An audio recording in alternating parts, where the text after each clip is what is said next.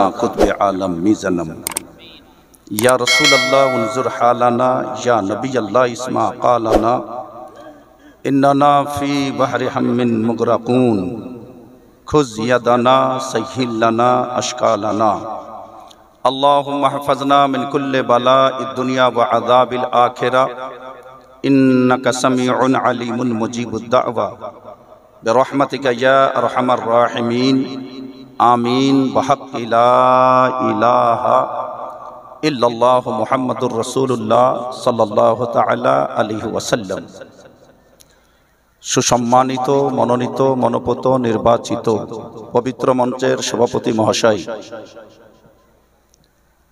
खतीबे जामे मस्जिद हजरतुल अल्लाम मौलाना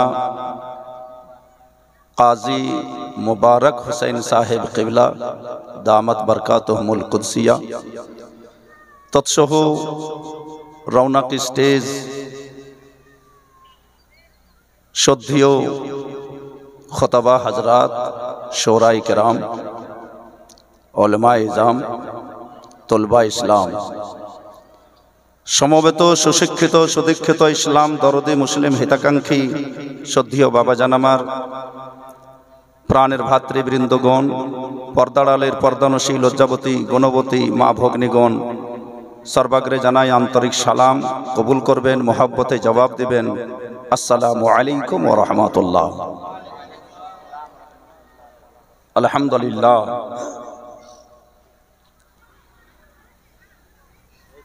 अल्हम्दुलिल्लाहि रब्बिल मशरिक़ैनि व रब्बिल मग़रिबैन, वस्सलातु वस्सलामु अला आलिमि इल्मि ग़ैबिल कौनैन व अला आलिहि मन इस्तदअू बिबतनिल कफ़्फ़ैन व अस्हाबिहिल्लज़ीना साफ़हू बिल यदैन। अम्मा बअद, क़ाल अल्लाहु तबारक व तआला फ़िल क़ुरआनिल मजीद वल फ़ुरक़ानिल हमीद। अऊज़ु बिल्लाहि मिनश शैतानिर रजीम। बिस्मिल्लाहिर रहमानिर रहीम। अतीउल्लाह व अतीउर रसूल व उलिल अम्रि मिनकुम फ़इज़ा तनाज़अतुम फ़ी शय्इन फ़रुद्दूहु इलल्लाहि वर रसूल। सदक़ल्लाहुल अज़ीम। अबल्लगना रसूलुहुन नबियुल अमीनुल करीम व नहनु अला ज़ालिका लमिनश शाहिदीन वश्शाकिरीन वल्हम्दुलिल्लाहि रब्बिल आलमीन। कभी आफत नहीं आती, कभी बला नहीं आता।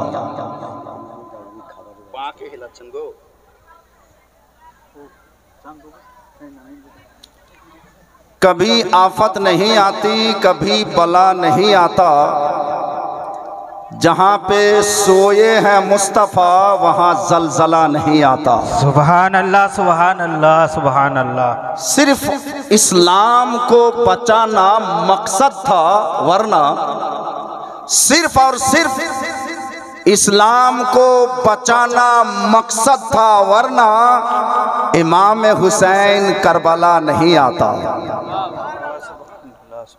बेशक बेशक। आजकार এই মহতি সম্পন্ন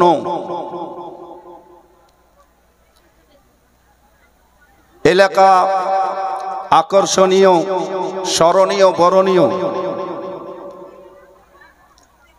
ইশকে রিসালাত ও নবুওয়াতে মগ্ন সুসজ্জিত এক নূরময় রাত্রির অতি সুন্দর কনফারেন্স, জলসা অথবা মাহফিল তাতে দিক বিদেক থেকে আগত আমার মুসলিম জনগণকে হার্দিক ধন্যবাদ এবং শুভেচ্ছা জানাচ্ছি।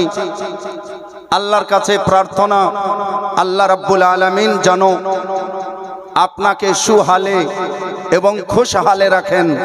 মন থেকে বলুন আল্লাহুম্মা আমিন। আল্লাহু আমিন। পবিত্র কোরআন হতে আমি আয়াত শরীফ পাঠ করেছি।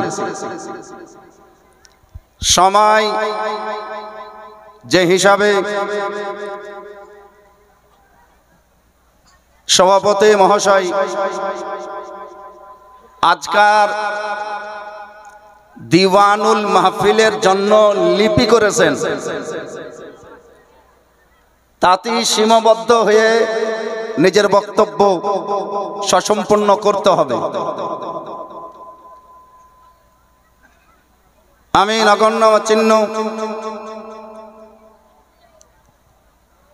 হুজুর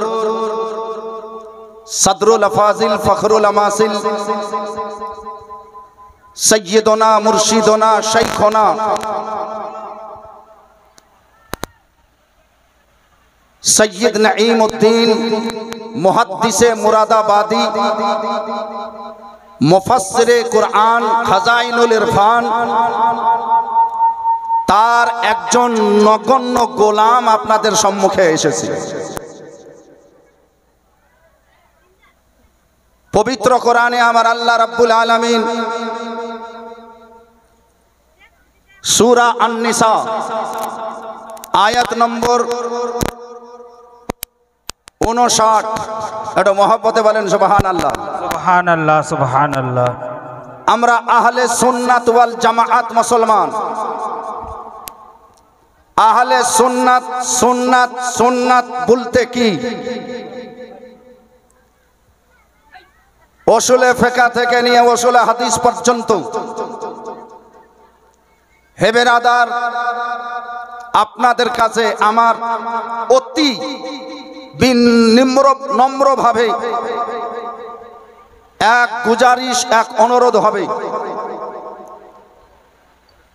জলসা মাহফিলে আওয়াজ যেমন ছিল তেমন রাখেন। জলসা মাহফিলে আসার পরে চেষ্টা করিয়েন যেন কিছু হাদিস শুনতে পাই, যেন কিছু ফিকহ শুনতে পাই। অন্য অন্য শোনার অনেক শুনে নিচ্ছেন। জলসাটা শুধু জলসা নয়, জলসাটা হচ্ছে একটা ইউনিভার্সিটি। জলসাটা শুধু জলসা নয়, জলসাটা হচ্ছে একটা কলেজ, একটা জামিয়া, একটা দারুল উলুম। জালসাটা হচ্ছে একটা বিদ্যালয়, জালসাটা হচ্ছে একটা শিক্ষালয়। জালসাতে আসার পরে যে লোকটা একটা হাদিস শুনে মুখস্থ করে নেবে, যে লোকটা একটা ফতোয়া জীবন পর্যন্ত জলসাতে শুনে মুখস্থ করে তার প্রতি আমল করে নেবে, ফুকাহায়ে কেরাম বলেন আল্লাহ রাব্বুল আলামিন তার বাদাউলাত হাসরের ময়দানে তার নিজাত করে দিবেন। সুবহানাল্লাহ, বেশক সুবহানাল্লাহ সুবহানাল্লাহ। বন্ধুগণ আমার, তাই জলসাকে কোনো সময় মনোরঞ্জন মনে করবেন না, জলসাকে কোনো সময় তাফরি মনে করবেন না, জলসাকে কোনো সময় এমেজ মনে করবেন না, জলসা শান শৌকত এটাও মনে করিয়েন না। জলসা শুধুমাত্র নবী মুস্তাফার ইশক মোহাব্বত নিজের অন্তরে আছে, তাকে ব্যক্ত করার জন্য জলসা উদযাপন করে দিয়েছে। আমার কথা আপনারা বুঝতে পারছেন? পারছেন বুঝতে? তাহলে মাথা না হিলিয়ে একবার ঝুমকে সুবহানাল্লাহ বলা যাবে? সুবহানাল্লাহ সুবহানাল্লাহ। তখন আমার পবিত্র কোরআন হতে যে আয়াত শরীফ আমি পাঠ করেছি, সূরা আন-নিসা আয়াত নম্বর 59, আমার আল্লাহ রাব্বুল আলামিন ইরশাদ করেন, আতিউল্লাহ ওয়া আতিউর রাসূল। আল্লাহর আনুগত্য স্বীকার করো, আল্লাহ যা বলেছেন কবুল করো। ও আতিউর রাসূল, রাসূলের আনুগত্য স্বীকার করো, রাসূল যা বলেছেন তাকে স্বীকার করো। যারা ঝুমকে বলিয়ে সুবহানাল্লাহ। সুবহানাল্লাহ। আল্লাহ যা বলেছেন সেটা আছে কোথায়? যদি পড়তে না জানেন, সকালে মৌলভী সাহেবকে বলিয়েন আল্লাহ যা বলেছেন সেটা আছে কোথায়। মসজিদের উঁচু আলমারিতে সব কেতাবের উপরে যে কেতাবটা রাখা আছে তার নাম হলো আল কোরআনুল কারীম। সুবহানাল্লাহ সুবহানাল্লাহ। খুলে দেখিয়ে দিবেন এটা আল্লাহ বলেছেন। রাসূলুল্লাহ তাহলে কি বলেছেন? তার নিচে যেটা কিতাব পাবেন সেটা বুঝে নিতে হবে এটা হচ্ছে হাদিস শরীফ। সুবহানাল্লাহ। একই বলা হয় সুন্নাহ। নবী মুস্তাফার সাল্লাল্লাহু তাআলা আলাইহি ওয়াসাল্লামের হাদিসকেই বলা হয় সুন্নাহ বা সুন্নাত। আর সুন্নাত কে যারা মানে তাদেরকেই বলা হয় সুন্নি। আমরা আহলে সুন্নাত আল জামাত, আমরা হচ্ছে সুন্নাত মান্যকারী ব্যক্তি, আমরা হচ্ছে সুন্নাত মাননেওয়ালা। হে বিরাদার, তাহলে আমাদের বিচার কোথায়? ফাইজা তানাজাতুম ফিহি ফারুদ্দুহু ইলাল্লাহি ওয়া রাসূলিহি। তবে তোমাদের মধ্যে যদি কোনো রকমের বিতর্ক বেঁধে যায় তাহলে তোমরা প্রত্যাবর্তন করো আল্লাহর কোরআন এবং রাসূলের সুন্নাতের দিকে, অর্থাৎ রাসূলের হাদিস দিকে। যারা ঝুমকে বলিয়া সুবহানাল্লাহ। সুবহানাল্লাহ। এখন চাঁদ 30টা রোজা হয়েছে আমাদের, বুক ভরা বলেন আলহামদুলিল্লাহ। আমরা চাঁদ দেখে রোজা রেখেছিলাম আর চাঁদ দেখে ঈদ করেছি। আপনারা দেখেছিলেন না দেখেন? চাঁদ দেখে রোজা রেখেছেন? রেখেছেন? জি মাশাআল্লাহ। চাঁদ দেখেই আপনারা ঈদ করেছেন? জি। পাকা সুন্নাত। 29 তারিখে যদি চাঁদ না দেখা দেয়, আকা মুস্তাফা সাল্লাল্লাহু তাআলা আলাইহি ওয়াসাল্লাম বলেন, যদি হাদিস মানো তাহলে এলাকাতে জানো কেউ দেখেছে কিনা? না দেখা যায়নি। অন্য ডিস্ট্রিক্টে দেখো কেউ দেখেছে কিনা? না দেখা যায়নি। হ্যাঁ, দূরের ডিস্ট্রিক্টে দেখা গেছে। সেখান থেকে যদি সবুত সংগ্রহ করতে পেরেছেন তাহলে তার দেখা মানে আপনার দেখা হয়ে গেছে। কিন্তু আপনার সঙ্গে কোন রকমের যোগাযোগ নাই। হে বিরাদার, মক্কাতে চাঁদ দেখেছে, মক্কাতে চাঁদ দেখেছে। আমাদের ভারতের বাংলাদেশের কিছু মুসলমান আছে, মুষ্টিময় কিছু মুসলমান, তারা আকাশের দিকে দেখে না। চাঁদ 29 তারিখে দেখতে হবে ওয়াজিব আছে, তারা সেদিকে দেখে না, মোবাইলের দিকে দেখছে। কেন মোবাইলের দিকে দেখছে? আরবে চাঁদ দেখা গেছে কিনা। আজকে যদি আরবে চাঁদ দেখা গেছে, কালকে আরব চাঁদ ঈদ করবে, আর পরশু আমাদেরকে করতে হবে। তারা চাঁদ দেখার ধার ধারে না, তারা আরব দেখার ধার ধারে। এই জামাতের লোকটাকে আহলে হাদিস জামাত বলা হয়। এই জামাতটাকে কি বলা যায়? আহলে হাদিস বলা যায়। নাম চেঞ্জ করে দাও, আহলে হাদিস বলার মুখ তোমার মতো দলের নাই। আহলে হাদিস কারা বলবে? আহলে সুন্নাত কারা বলবে? আহলে হাদিস তারাই বলবে যারা হাদিসের উপরে আমল করে। মক্কা নয়, মদিনা নয়, হাদিস বলেছে আকাশের দিকে দেখো।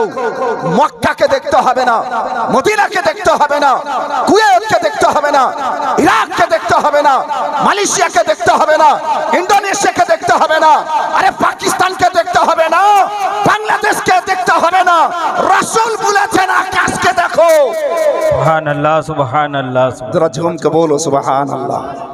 প্রাণের বন্ধুগণ আমার, বাস্তবায়নে যদি দেখা যায়, আমি এটা রিয়ালি কথা বলছি, আপনি যেই কোনো স্থানে দেখবেন একমাত্র আহলে সুন্নাত ওয়াল জামাতকে দেখতে পাবেন, তারা নিজের চোখে চাঁদ দেখবে।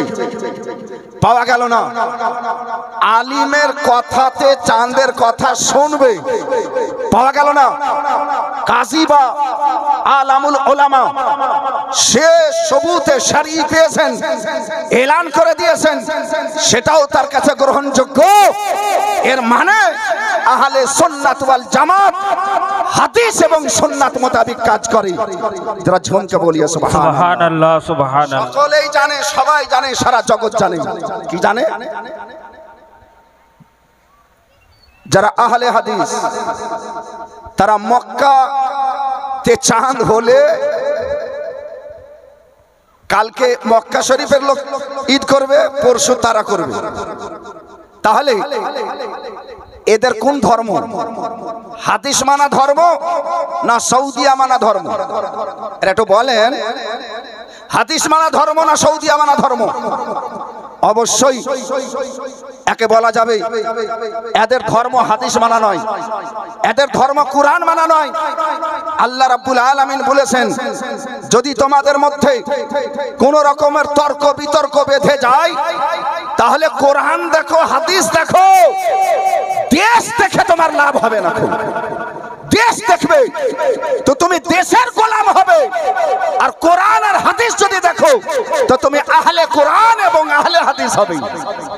প্রাণের বন্ধুগণ আমার, আজ বর্তমান যুগে কিছু মুসলিম নামে তারা বলে আমরা কলমা পড়ি, তারা বলে আমরা নামাজ পড়ি, কিন্তু তাদের নামাজ তাদের মুখে মেরে দেওয়া হবে, তাদের নামাজ আল্লাহর দরবারে কবুল হবে না।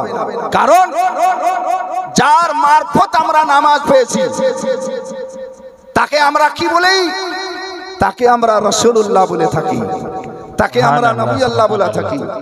একবার মন থেকে দুরূদ পড়েন, আল্লাহুম্মা সাল্লি আলা সাইয়্যিদিনা মাওলানা মুহাম্মদ ওয়া আলা আলি সাইয়্যিদিনা সাফিয়ানা মাওলানা মুহাম্মদ সাল্লাল্লাহু তাআলা আলাইহি ওয়াসাল্লাম।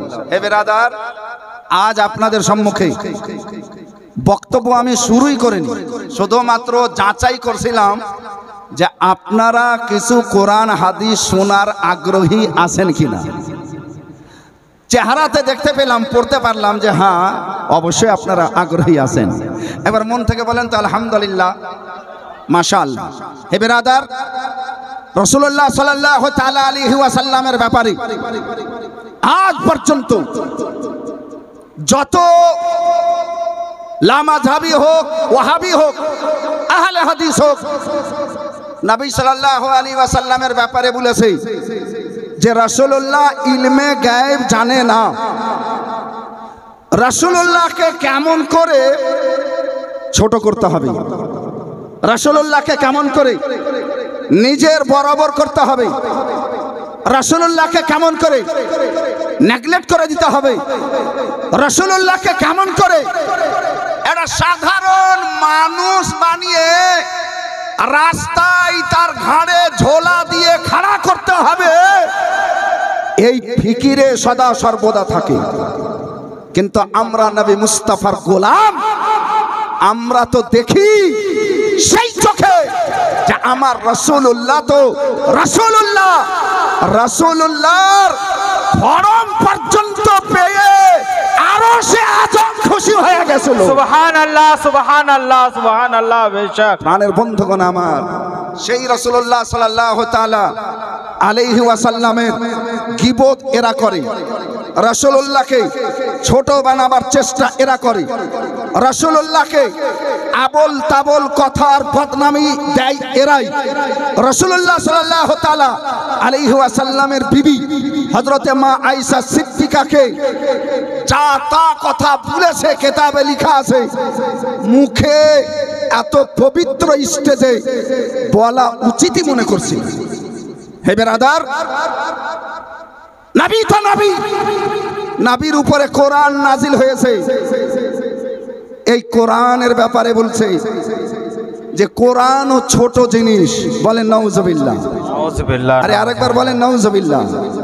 আমরা কোরআন ধরি, কোরআন ধরার আগে কি করতে হবে?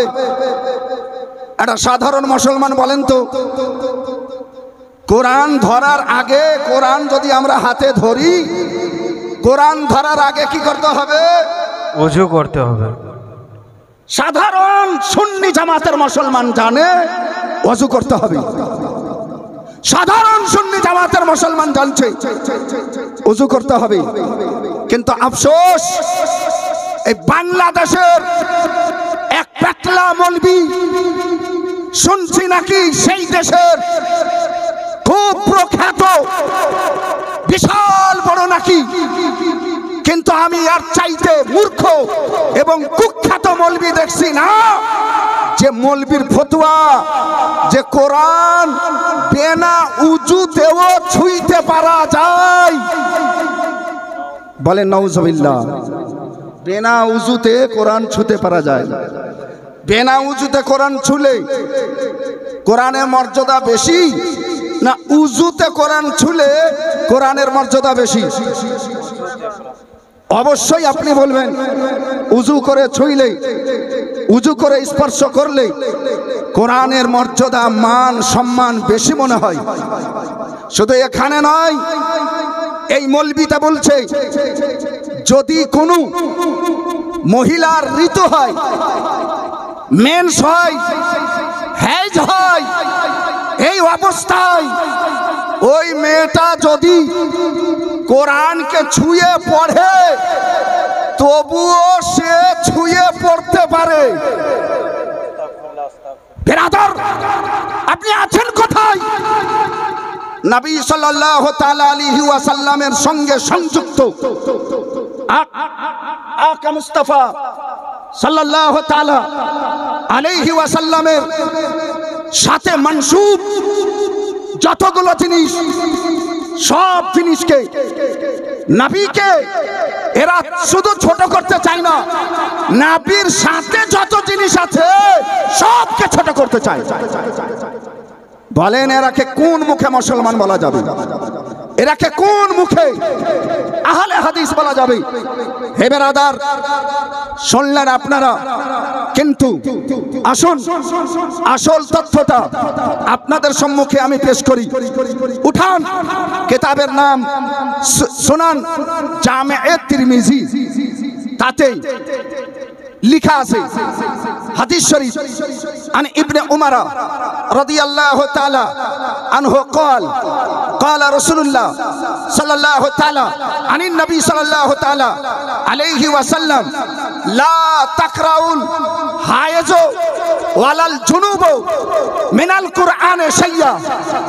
কোন ঋতু অবস্থায় থাকাধীন মহিলা, হেজ অবস্থায় থাকাধীন মহিলা, যে মহিলার মেন্স হচ্ছে, জারি আছে, সে মহিলা বা যে জনুব হয়ে গেছে, যে রাত্রে অপবিত্র হয়ে গেছে, নাপাক হয়ে গেছে, আমার রাসূলুল্লাহ সাল্লাল্লাহু আলাইহি সাল্লাম বলছেন যে লা তাকরাও, যে মেয়েটাকে মেন্স হয়েছে সেই মেয়েটা বা যে পুরুষটা নাপাক হয়ে গেছে বা যে মেয়েটা নাপাক হয়ে গেছে, এরা উভয়ে জানো কোরআনের একটা পাতাকেও না ছুঁয়ে নাই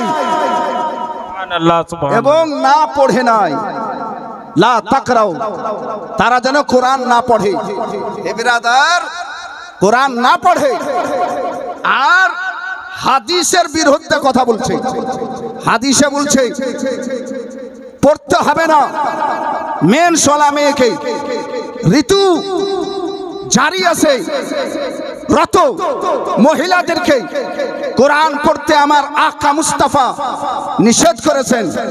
জুনুবওয়ালাকে নাপাক মানুষকে নিষেধ করেছেন। আর এই মৌলবীটা বলছে জায়েজ আছে। এবারে বলেন, আমার নবী কোরআনের মান মর্যাদাকে বেশি মনে করছে না এই মৌলবীতে বেশি মনে করেছে? আমার নবী মোহাম্মদ মুস্তাফা সাল্লাল্লাহু আলাইহি আমার নবী সাল্লাল্লাহু তাআলা আলাইহি ওয়াসাল্লাম অবশ্যই বেশি মনে করে, আর আমাদেরকে তার সম্মান করতে বলেছেন। এবার আরো জোরে বলেন সুবহানাল্লাহ। সুবহানাল্লাহ সুবহানাল্লাহ। এর কাছে একটা দলিল আছে। দলিলটা কি? বুখারী শরীফে নাকি লেখা আছে, হযরতে মায়েশা সিদ্দিকা রাদিয়াল্লাহু তাআলা আনহা নবী মুস্তাফার সঙ্গে হজ করতে গেছিলেন।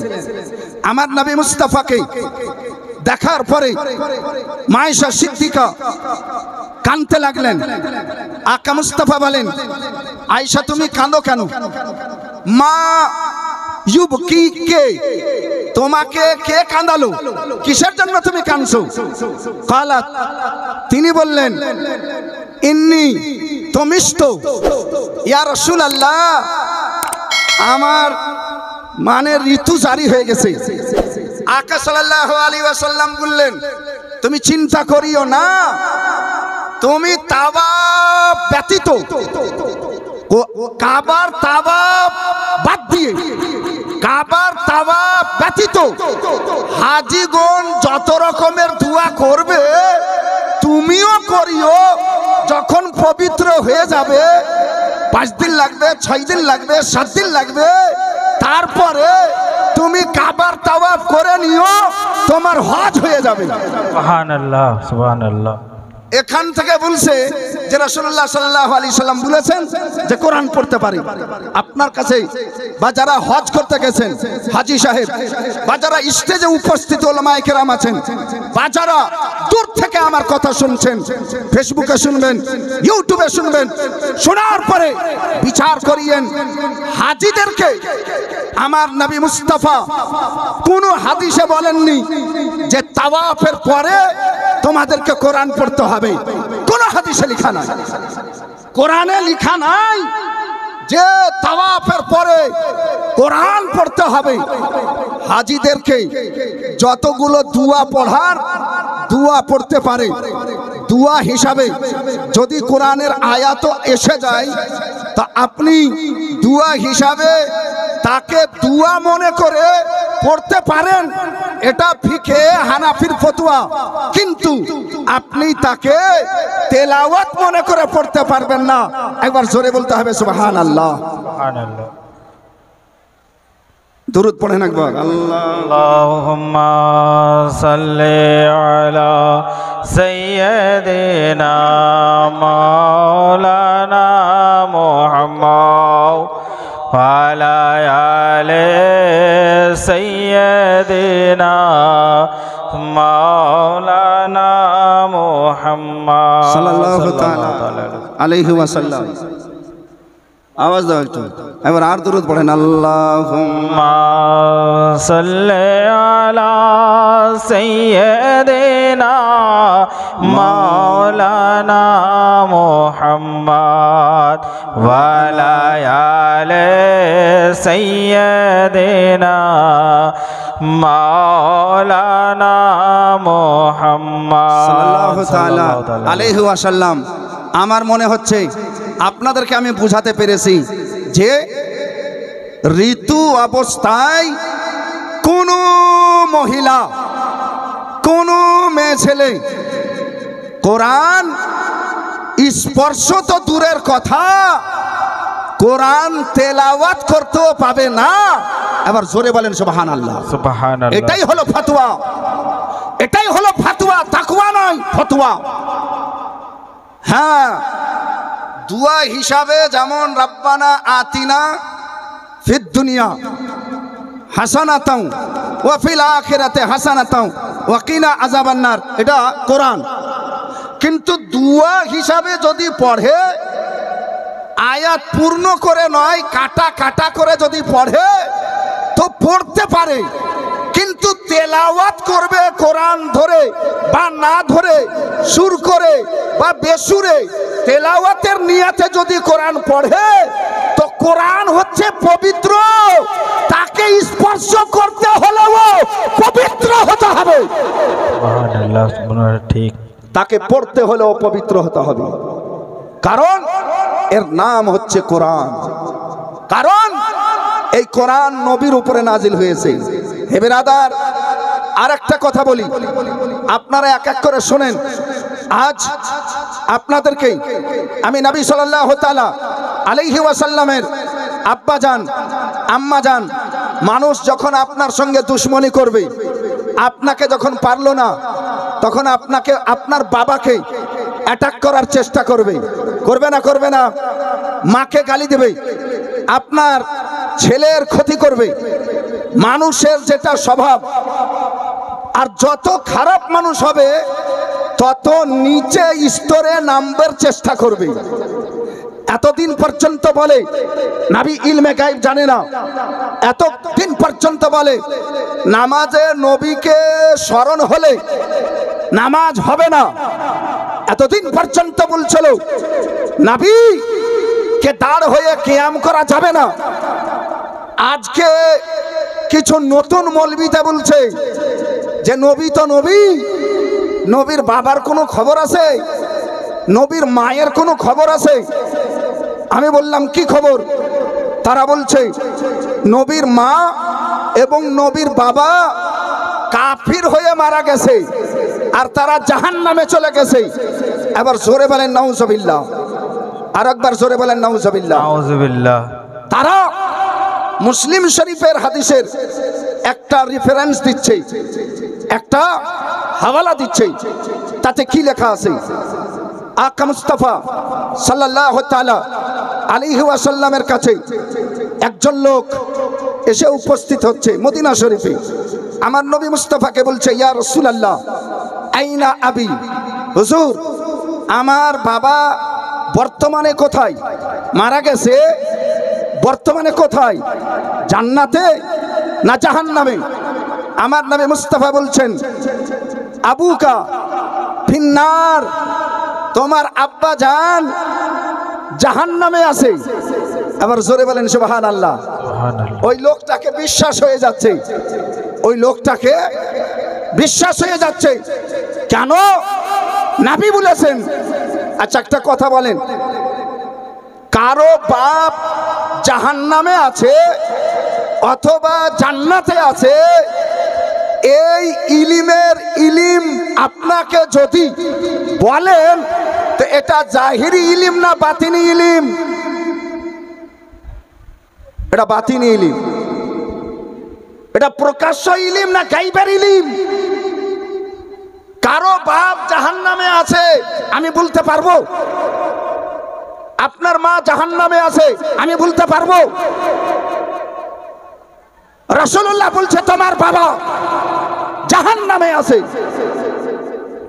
তো এই কথাটা বলা সারা জগতের মধ্যে একমাত্র প্রযোজ্য এবং মুনাসিব রাসূলুল্লাহকেই ছিল। যেহেতু সারা জগতের মানুষ ইলমে গায়ব জানে না, আমার রাসূলুল্লাহ ইলমে গায়ব জানে।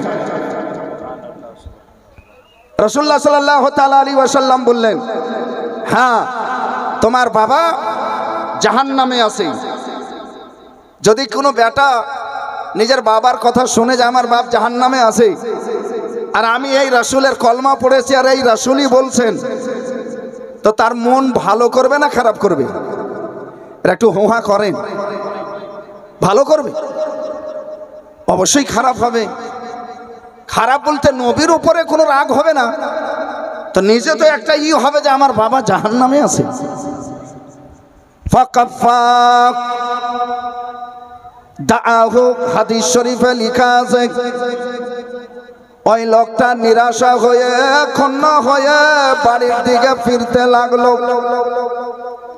আমার আকা আমার মুস্তাফা সাল্লাল্লাহু তাআলা আলাইহি ওয়াসাল্লাম কাউকে দুঃখিত দেখে আমার নবী সহ্য করতে পারতেন না। সুবহানাল্লাহ সুবহানাল্লাহ। আকা মুস্তাফার অভ্যাস ছিল, নবের বাড়িতে কিছু খাবার আছে, 3 দিন ধরে নবী অনাহারে।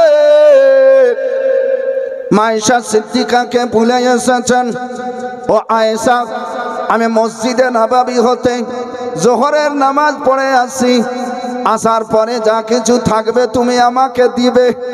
হযরতে মা আয়েশা রাদিয়াল্লাহু তাআলা আনহা নবী মুস্তাফার অপেক্ষায় দরজায় দাঁড়িয়ে আছেন।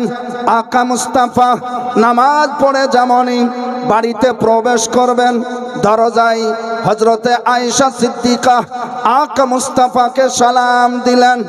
নবী মুস্তাফা মা আয়েশার দিকে তাকাচ্ছেন, আয়েশার দু চোখ দিয়ে ঝরঝর করে পানি ঝরে। ও বন্ধুগণ আমার, ও আমার বাবা জান, মায়েশা সিদ্দিকাকে জিজ্ঞাসা করা হলো। আমার নবী মুস্তাফা জিজ্ঞাসা করছেন, ওরে আমার হুমায়রা, তোমার চোখে অশ্রু কেন গড়ে?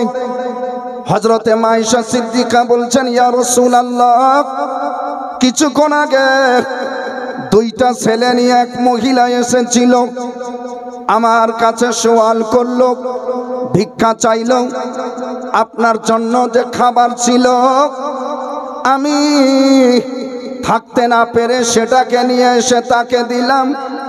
ওই মহিলা বলে, আমি 3 দিন ধরে অনাহারে আছি, আমি তাকে খেতে দিলাম।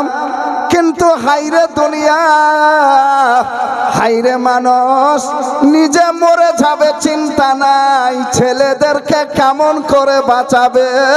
তারপর সে 2টো বাচ্চা বাচ্চা ছেলে নিজের মুখে একটুও না দিয়ে 2 ছেলেকে বসে বসে খাইয়ে গেল। সুবহানাল্লাহ সুবহানাল্লাহ। ইয়া রাসূলুল্লাহ, আমাকে ওই মায়ের মায়া দেখে খুব আশ্চর্য লাগলো। মিথ্যাও বলছিল না, 3 দিনের অনাহারিনী সেই বিচারিনী, তার চোখ মুখ দেখে আমি দিলাম, কিন্তু সে নিজে খাইতে পারলো না। আমার আকা মুস্তাফা বলেন, আয়েশা, যেরকম ওই মা 2 ছেলের উপরে মায় রাখছে, তার চাইতে বেশি আমি মুস্তাফা জগতের উপরে মায় রাখছি। সুবহানাল্লাহ সুবহানাল্লাহ, বেশক সুবহানাল্লাহ। বন্ধুগণ আমার, দয়ালু আকা, দয়ালু মুস্তাফা সাল্লাল্লাহু তাআলা আলাইহি ওয়াসাল্লাম যেমনই ওই লোকটাকে বলেছেন, তোমার বাবা জাহান্নামে আছে, ওই লোকটার মুখ ভারী হয়ে গেছে। মুখ ভারী করে রাগ করে যেমন বাড়ি চলে যায়, নবীর কাছে বসে থাকতে থাকতে এই কথা শোনা মাত্র একবারে পাল্টে চলে যাবে। আকা মুস্তাফা বলেন, বাবা শোনো, এদিকে আসো। ধীরে ধীরে আসলো। আমার নবী তার গা লেড়ে বললেন, তুমি এত ক্ষুণ্ণ কেন? তুমি এত মন খারাপ কেন করেছো? ও শুধু তোমার বাবা নয়, আমার বাবাও জাহান্নামে আছে। নবী যেমনই এই কথা বললেন, তার ভিতরে একটু শান্তি পাওয়া গেল। আমি আবার কি, নবীর বাবাও যদি জাহান্নামে থাকতে পারে, এ আর কি নিবেন বাপ? এই যেমনই এই কথাটা শুনেছে, দেওবন্দিরা ঢোল নিয়ে তবলা নিয়ে বাজাতে আরম্ভ করেছে। যত ওয়াহাবি লামাযহাবি আহলে হাদিস বলছে, নবী নিজে বলেছে আমার বাবাও জাহান্নামে আছে। কথাটা বুঝছেন? তাহলে আমরা মিথ্যা কথাই বলছি। নবী তো নিজে বলেছেন যে আমার বাবাও জাহান্নামে আছে। আমার আকা মুস্তাফার কথা আমরা কি বুঝবো? সেই যুগের সাহাবাগণ নিজে বুঝাচ্ছেন, সেই যুগের মুফাসসিরগণ নিজে বলেছেন, সেই যুগের মুহাদ্দিসগণ নিজে বলেছেন। তার মধ্যে যেমন একজন হযরতে আল্লামা নববী রাহমাতুল্লাহি আলাইহি মুসলিম শরীফের হাসিয়াতে লিখছেন, কি লিখছেন? তিনি বলছেন, ওয়ালিত তাসাল্লিয়াতিল আশরাতে, নবী এই কথাটা হাকিকাতে বলেননি, আত্মীয়তা হিসাবে তার সন্তুষ্টির জন্য বলেছেন। সুবহানাল্লাহ। আমার জোরকে বলগে সুবহানাল্লাহ। সুবহানাল্লাহ। আরো জোরে বলেন সুবহানাল্লাহ। আকা মুস্তাফা শুধুমাত্র এই কারণে বললেন যাতে তার মন খুশি হয়ে যায়। আমি তো আর শুধু আব্দুল্লাহকেই আব্বা বলি না, আমি তো আবু তালেবকেও আব্বা বলি। আরে ঝুমকে বলিয়ে সুবহানাল্লাহ। আর একটু মহব্বতে বলেন সুবহানাল্লাহ। সুবহানাল্লাহ। আমি তো শুধু আমার আব্বাকে আব্বা বলি না, আমি তো আমার দাদুকেও আব্বা বলেছি। নবী বলছেন ইন্নী ইবনু আব্দুল মুত্তালিব, নিশ্চয় আমি আব্দুল মুত্তালিবের বেটা, মানে তার বেটার বেটা। আমি তাকেও আব্বা বলেছি, আমি আমার কত চাচাকে আব্বা বলেছি, আর তারা জাহান্নামে সরছে। এই লোকটা ভারী মুখ করে যাচ্ছে, একে যদি এই কথাটা বলাতে শান্তি পাই তো সেটাতেই শান্তি পাক। আরে ঝুমকে বলিয়ে না সুবহানাল্লাহ। সুবহানাল্লাহ।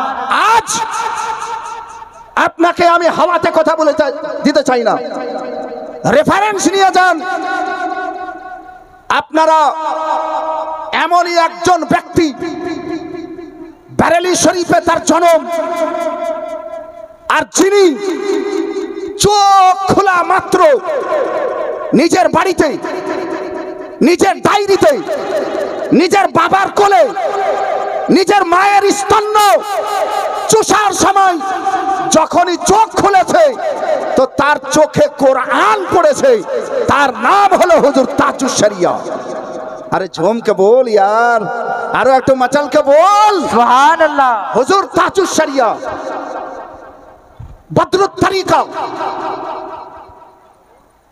ফকিহুল আজম, শাইখুল কামিল, আল্লামা আখতার রাজা খান আজহারি আলাইহি রহমত ও রিদওয়ান, তিনি এমন এক জবাব লিখেছেন, এই জবাবের ভার সারা জগতের আহলে হাদিস, সারা জগতের লামাযহাবি ওয়াহাবি বহন করতে পারবে না।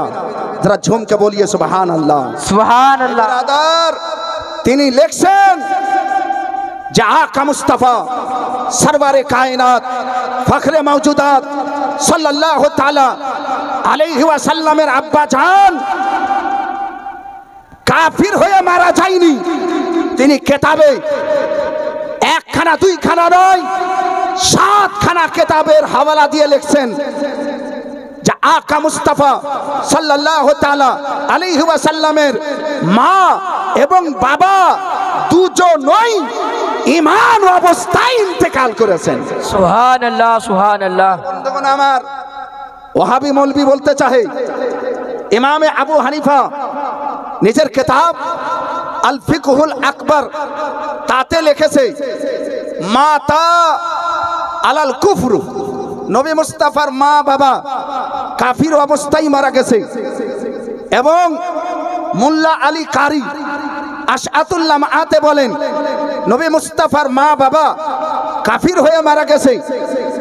আল্লামা তাজুস শরিয়া আলাইহি রহমত ও রিদওয়ান, জিনার আব্বা জান মুফাসসিরে কুরআন, জিনার দাদু জান মুহাদ্দিস, জিনার নানা জান মুফতি আজমে হিন্দ, তার আব্বা জান আলা হযরত সুবহানাল্লাহ। সুবহানাল্লাহ। বেশক আমার সেই হুজুর তাজুস শরিয়া আলাইহি রহমত ও রিদওয়ান নিজের কিতাবে লিখছেন।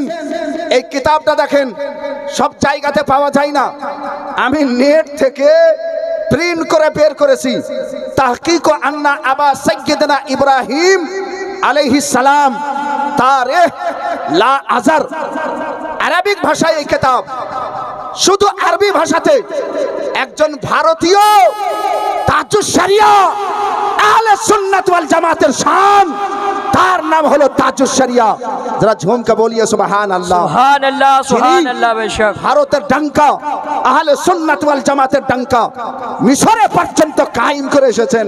হে ব্রাদার, সেই সরজমিনের মিশরে তিনি কলম ধরে আরবিক ভাষায় লিখতে লাগলেন, আর খতিয়া দেখলেন যে হযরতে তাজুস শরিয়াকে যখন জিজ্ঞাসা করা হলো যে ইমামে আজম ইমাম আবু হানিফা নাকি নবী মুস্তাফার মা বাবাকে লিখেছেন মাতা আলাল কুফর, নবী মুস্তাফার মা বাবা কাফির হয়ে মারা গেছে, তাজুস শরিয়া বলছেন হতেই পারে না। কিতাব নিয়ে এসে দেখালেন, কিতাবে লেখা আছে ফিকহুল আকবর, আল ফিকহুল আকবর। এই কিতাবটা কার? এই কিতাবটা হচ্ছে ইমামে আজম ইমাম আবু হানিফার। তাজুস শরিয়া দেখার পরে বলছেন এ হো হি নেই সকতা হ্যায়, এটা হতেই পারে না। তাহলে লেখা যে আছে, তাজুস শরিয়া বললেন লেখা আছে তো কি, লেখাটা ভুল লেখা আছে। আরে ঝুমকে বলিয়ে সুবহান আল্লাহ সুবহান আল্লাহ বেশক। লেখা আছে তো কি, লেখা ভুল লেখা আছে। হুজুর তাজুস শরিয়া তদন্ত করতে লাগলেন, মিশরের কিতাবে আলমারিতে যে দেখতে লাগলেন, দেখতে কি পাওয়া গেল? আল ফিকহুল আকবর নাম কিতাবের লেখক ইমামে আজম ইমাম আবু হানিফা। হে বেরাদার, তাতে লেখা আছে দুটা নুসখা, দুই ধরনের কিতাব ওখানে রাখা আছে। যেটা সবচাইতে পুরাতন কিতাব, তাতে লেখা আছে মাতা আলাল ফিতরাতিল ইসলাম, নবীর মা বাবা মুসলমান হয়ে মারা গেছেন। সুবহান আল্লাহ বেশক। প্রাণের বন্ধুগণ আমার, যেটা আসল কথা, প্যারালির তাজুস শরিয়া সারা জগতের জনগণের সামনে আয়নার মতো দেখিয়ে দিয়েছেন। এই কিতাবে লেখা আছে, এই কিতাবে লেখা আছে নবীর মা বাবা জান্নাতি, এতে কোনো রকমের সন্দেহ নাই। নবী মুস্তাফা তাকে যে বলেছিলেন ইন্না আবি ওয়া আবাকা ফিন্নার, মুসলিম শরীফের হাদিসে আমার নবী শুধুমাত্র তাকে সান্ত্বনা দেওয়ার জন্য বলেছেন। তাবিল নবী আমার শুধু নিজের বাবাকে, বাবা যতবার বলেননি, চাচাকে হামেশা বাবা বলতেন। নবী তো জন্মের আগেই বাবাকে হারিয়েছিলেন, নবী জন্মের পরে নিজের বাবাকে দেখতেও পাননি। তার নাম আব্দুল্লাহ, আর যাকে দেখেছেন তার নাম হলো আবু তালিব, যাকে দেখেছেন তার নাম হলো আবু লাহাব, যাকে দেখেছেন তার নাম হলো হারিস। এই ধরনের আব্বাদেরকে দেখেছেন। আমার নবী একে সান্ত্বনা দেওয়ার জন্য অন্য অন্য আব্বা যারা জাহান্নামে আছে তাদের কথা বলেছেন। হে বেরাদার, আশা করছি এই ব্যাপারে আপনাকে আমি বুঝাতে পেরেছি যে নবী সাল্লাল্লাহু তাআলা আলাইহি ওয়াসাল্লামের সাথে এরা শুধু দুশমনি করে না, গুস্তাখি করে না, বেয়াদবি করে না, নবীর মা বাবাকেও ছাড়েনি। নবীর উপরে কোরআন নাজিল হয়েছে, তাকেও ছাড়েনি। কিন্তু আহলে সুন্নাত ওয়াল জামাত যা আল হক ওয়া জাহাকাল বাতিল ইন্নাল বাতিলা কানা জাহুকা, যেটা সত্য সেটাকেই আহলে সুন্নাত ওয়াল জামাত প্রকাশ্য করতে পেরেছে এবং কিয়ামত পর্যন্ত করবে। আর যেটা বাতিল সেটাকে অবশ্যই মিটতে হবে আর মিটাবার চেষ্টা থাকবে। কারণ বাতিল যে যেটা জিনিস সেটা একদিন অবশ্যই মিটা যাবে। একবার মহব্বতে দুরূদ পড়ুন। আল্লাহুম্মা সাল্লি আলা সাইয়্যিদিনা মাওলানা মুহাম্মদ ওয়া আলা আলি সাইয়্যিদিনা শাফিউনা মাওলানা মুহাম্মদ সাল্লাল্লাহু তাআলা আলাইহি ওয়াসাল্লাম। আপনাকে বুখারী শরীফ একবার শুনতে হবে।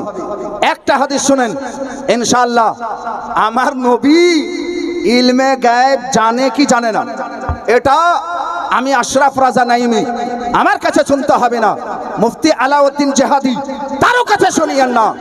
মুফতি মাওলানা আজকের বক্তা তামিম বিল্লাহ আল কাদরি বাংলাদেশ থেকে আগত, তারও কাছে শুনিয়েন না। তাহলে হুজুর কার কাছে শুনবো? নবীর কাছে নিজে শুনুন। আরে ঝুমকে বলিয়ে সুবহানাল্লাহ সাহাবীদের সুবহানাল্লাহ কাছে বেশক। শুনুন। সাহাবীরা কি বলছেন, নবী কি বলেছেন? সাহাবী যদি বলে যে নবী মানে ইলমে গায়েব জানে না, আমরা আজ থেকে নিজের জুবান বন্ধ করে নিব আর বলবো যে নবী ইলমে গায়েব জানে না। কিন্তু সাহাবী যদি বলে নবী মানে ইলমে গায়েব জানে, বলতে হবে কি হবে না? যদি বলতে হয় তো একবার হাত উঠিয়ে বলেন তো সুবহানাল্লাহ।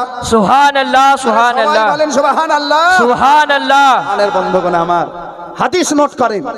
হাদিস 3999 বুখারী শরীফের হাদিস।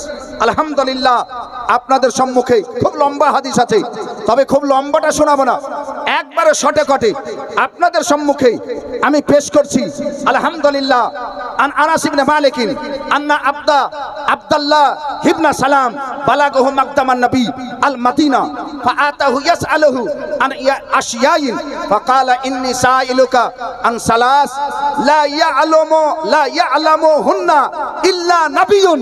যারা ঝুমকে বলিয়ে সুবহানাল্লাহ, সুবহানাল্লাহ, সুবহানাল্লাহ। বেশক বন্ধুগণ আমার, বুখারী শরীফের হাদিসে আমার আকা আমার মুস্তাফা সরওয়ারে কায়নাত বিনা দাড়িতে আজান দেওয়া যাবে কিনা?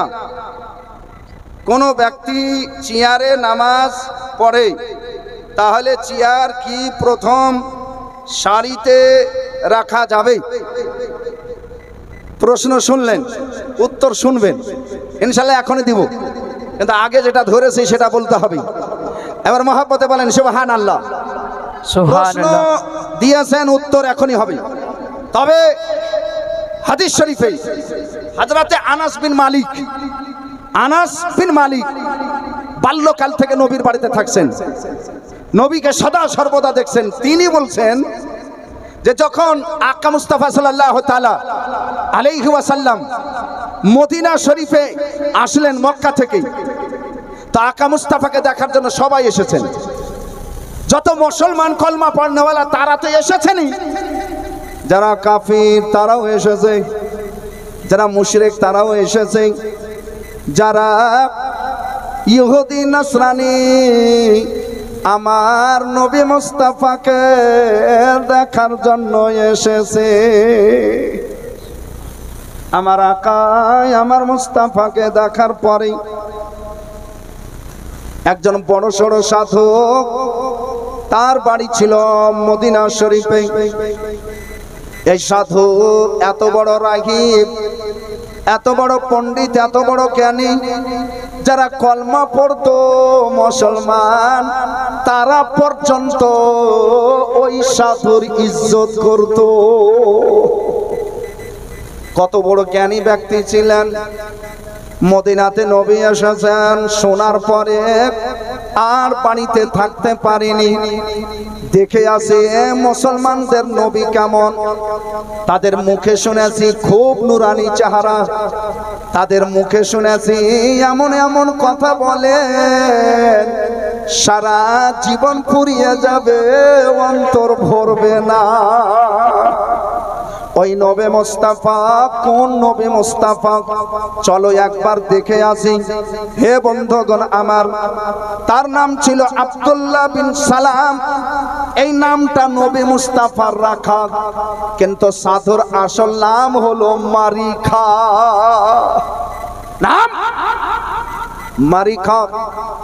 ওই মারিখা রাগীব আকা মুস্তাফার কাছে যেমন এসে উপস্থিত হয়েছেন আমার নবী মুস্তাফা সাল্লাল্লাহু তাআলা আলাইহি ওয়াসাল্লাম, যত জনগণ ছিলেন সবকে সম্বোধন করছেন।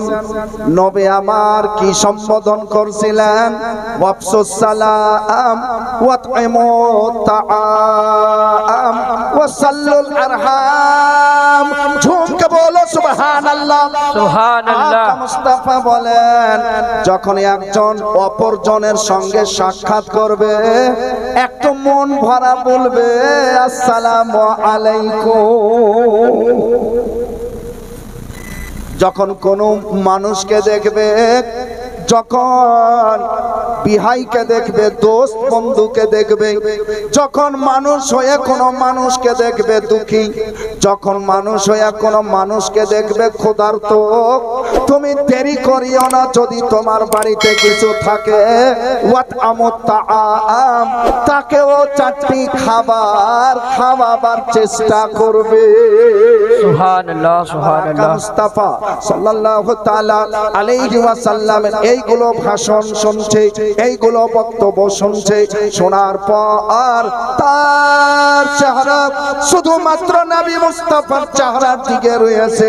ওই লোকটা বলছে, আমি এত চেহারা দেখেছি, এত চেহারা দেখেছি, জীবনে এই চেহারার মতো চেহারা দেখিনি। এই চেহারাটা মিথ্যা চেহারা হতেই পারে না। সুবহানাল্লাহ ঝুমকে বলো সুবহানাল্লাহ। সুবহানাল্লাহ সুবহানাল্লাহ। বেশক আমার দয়ালু আকা, দয়ালু মুস্তাফা সাল্লাল্লাহু তাআলা আলাইহি ওয়াসাল্লামের সামনে এসে গেলেন সেই মারিখা। মারিখা কার নাম? মারিখা একজন রাহিব, মারিখা একজন পণ্ডিত, মারিখা একজন জ্ঞানী। সবাই সাইড দিয়ে দিয়েছে। মারিখার মাথায় পাগড়ি পড়া, মারিখার মুখে দাড়ি ছাড়া। সেই যুগেও বাবা বড় বড় রাগীব সাধুরা মুখে দাড়ি রেখেছে। আজকে আজান দিবে, মুখে দাড়ি নাই, বড় মুখ নিয়ে আজান দিতে এসেছে। প্রশ্নের জবাব পাবেন, তার আগে কথা শোনেন। আকা মুস্তাফা সাল্লাল্লাহু তাআলা আলাইহি ওয়াসাল্লামকে তিনি এসে বলছেন, ইয়া রাসূলুল্লাহ, ইয়া নবী আল্লাহ, ইন্নী সাইলুকা আন আশিয়াইন, কিছুগুলো প্রশ্ন আপনাকে আমি করব হুজুর। লা ইয়ালামুহুন্না ইল্লা নাবিয়্যুন, সেই প্রশ্নের উত্তর কেউ জানে না। যিনি জানেন তিনি হবেন একমাত্র নবী। সুবহানাল্লাহ সুবহানাল্লাহ। বেশক সেই ইলমে গায়ব কেউ জানে না। সেই ইলমে গায়ব একমাত্র যিনি আল্লাহর নবী হবেন তিনি জানবেন। তিনি একজন পণ্ডিত, কলমা পড়ে মুসলমান হবেন, তার আকীদা ছিল এবং পূর্ব কালের কিতাবের অশ্ববাণীর আকীদা লিখিত ছিল। যারা নবী হবেন তারা ইলমে গায়ব জানবেন। যারা ঝুমকে বলিয়ে সুবহানাল্লাহ। সুবহানাল্লাহ সুবহানাল্লাহ। বুখারী শরীফের হাদিসে লেখা আছে, লা ইয়ালামুহুন্না ইল্লা নাবিয়্যুন। এইগুলো প্রশ্নের উত্তর কেউ জানে না, একমাত্র যিনি নবী হবেন তিনিই জানবেন। আমার আকা মুস্তাফা সাল্লাল্লাহু আলাইহি ওয়াসাল্লামকে তিনি বলছেন, ইয়া রাসূলুল্লাহ, আপনি যদি আল্লাহর নবী হন তাহলে এই ইলমে গায়বটা আপনি জানবেন, আর যদি নবী না হন তাহলে আপনি এই ইলমে গায়ব জানবেন না। নবী মুস্তাফা বলেন, আরে তুমি জিজ্ঞাসা তো করো। যারা ঝুমকে বলিয়ে সুবহানাল্লাহ। জিজ্ঞাসা করছে, আউয়ালু ইশতিরাতি সাআত, হুজুর কিয়ামত যখন সংগঠিত হবে তো তার পূর্ব মুহূর্তে কি এমন নিশানি হবে সেটাকে আপনাকে বলতে হবে। আমার নবী সাল্লাল্লাহু আলাইহি সাল্লাম বললেন, সেটা নিশানি হবে যে এমনই একটা আগুন জ্বলবে যে মুশরিক থেকে মাগরিব পর্যন্ত তার তাপে সারা জগতের মানব দানব মাঝখানে একত্রিত হয়ে যাবে। যারা ঝুমকে বলো সুবহানাল্লাহ। সুবহানাল্লাহ সুবহানাল্লাহ। বেশক প্রশ্ন করছে, ইয়া রাসূলুল্লাহ সাল্লাল্লাহু তাআলা আলাইহি ওয়াসাল্লাম, দ্বিতীয় প্রশ্ন হলো এই, জান্নাতি জান্নাতে যাবে, জাহান্নামী জাহান্নামে যাবে, কিন্তু জান্নাতি জান্নাতে যাওয়ার পরে কি এমন জিনিস সর্বাগ্রে সর্বপ্রথমে খেতে পাবে? আকা মুস্তাফা সাল্লাল্লাহু তাআলা আলাইহি ওয়াসাল্লাম বললেন, সবচাইতে আগে জান্নাতি মহলে প্লেটে করে জান্নাতীকে মাছের কলেজা দেওয়া হবে। সুবহানাল্লাহ সুবহানাল্লাহ। সাল্লামকে জিজ্ঞাসা করা হচ্ছে, মা বাবার সম্মিলনে মা গর্ভবতী হয়, সেই মায়ের গর্ভ হতে বেটা কেন হয় আর বিটি কেন হয়? নবীকে জিজ্ঞাসা করা হচ্ছে। আকা মুস্তাফা বলেন, যদি বাবার পানি মায়ের পানির আগে চলে যায় তাহলে তার ছায়াছবি বা সে বেটা হবে, আর যদি মায়ের পানি আগে চলে যায় তাহলে মায়ের মতো ছায়াছবি, না হলে সেই মায়ের মতো হবে, মানে বিটি হবে। আবার জোরে বলেন সুবহানাল্লাহ। সুবহানাল্লাহ সুবহানাল্লাহ বেশক। তারা শুনলো, শোনার পরে পরে বলছে আশহাদু আল্লা ইলাহা ইল্লাল্লাহ ওয়া আশহাদু আন্নাকা রাসূলুল্লাহ। এরা ঝুমকে বলিয়ে সুবহানাল্লাহ। সুবহানাল্লাহ। আর একটু মহব্বতে বলেন সুবহানাল্লাহ। সুবহানাল্লাহ। স্পষ্ট হয়ে গেল যে আমার নবী, আমার মুস্তাফা সাল্লাল্লাহু তাআলা আলাইহি ওয়াসাল্লামকে সাহাবায়ে কেরাম জানতেন যে নবী ইলমে গায়েব জানে। আরে জোরে বলেন নবী ইলমে গায়েব, জোরে বলেন নবী ইলমে গায়েব জানতেন, জানেন। এটা সাহাবাদের আকীদা ছিল, এটা সাহাবাদের বিশ্বাস ছিল। আকা মুস্তাফা সরওয়ারে কায়নাত ফখরে মওজুদাত রুহি ফিদা সাল্লাল্লাহু তাআলা আলাইহি ওয়াসাল্লাম ইলমে গায়েব জানেন।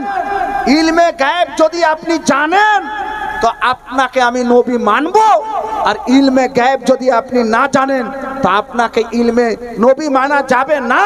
কারণ নবী তাকেই বলা যায় যিনি ইলমে গায়েব জানতে পারেন। যারা ঝুমকে বলিয়ে সুবহানাল্লাহ। সুবহানাল্লাহ সুবহানাল্লাহ। আজ নিউট্রাল হয়ে, নিরপেক্ষ হয়ে আপনাকে বিচার করতে হবে। কি বিচার করতে হবে? নবী ইলমে গায়েব জানছেন কি জানেন না?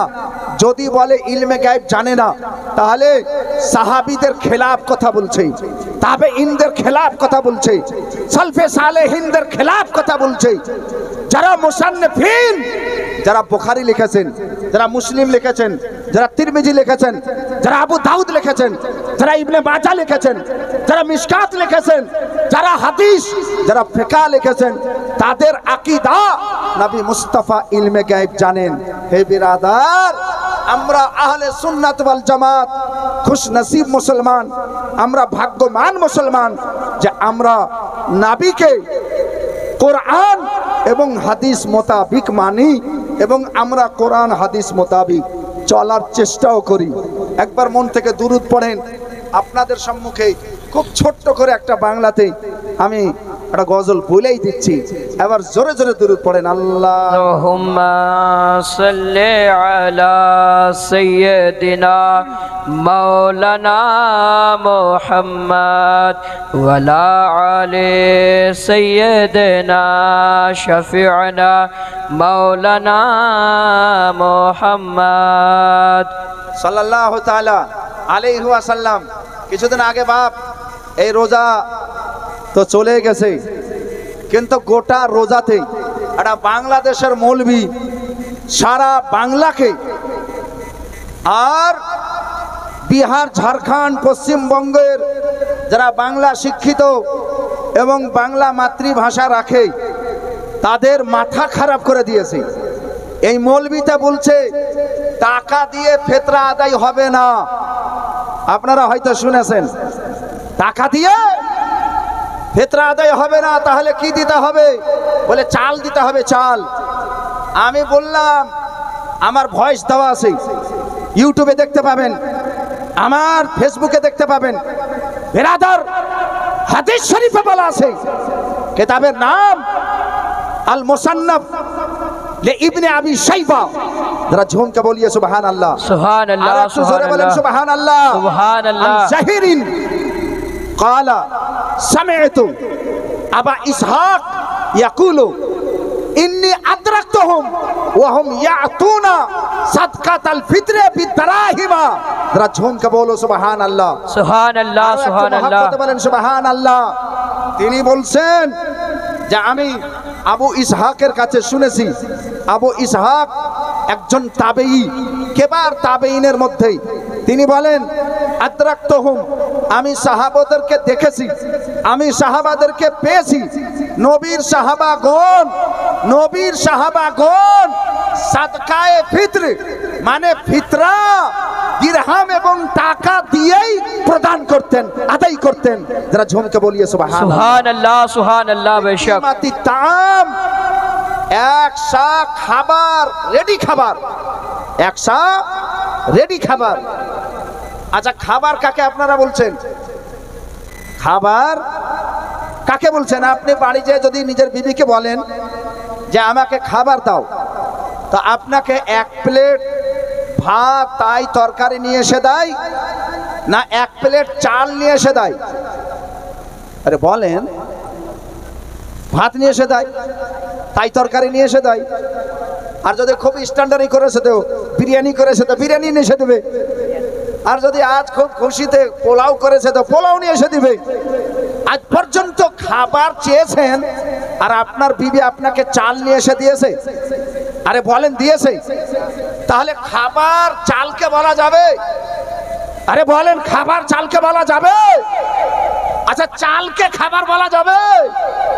খাবারকে চাল বলা যাবে না, আর চালকে খাবারও বলা যাবে।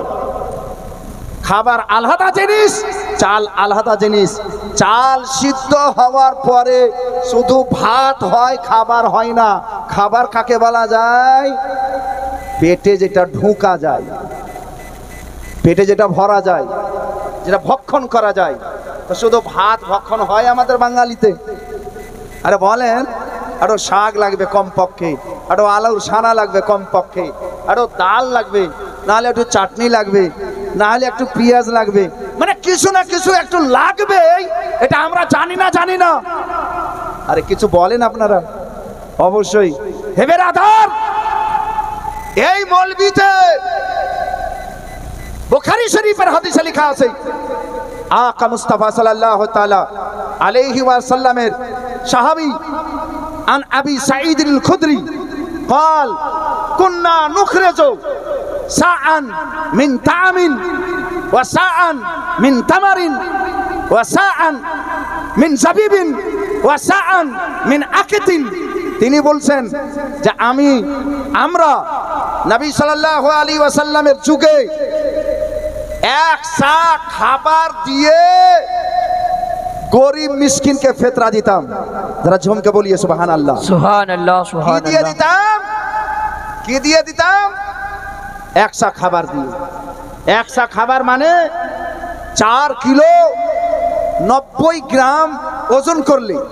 কিন্তু একটা কথা বলি, আপনি হোটেলে কোনোদিন খাবার খেয়েছেন? খেয়েছেন খাবার?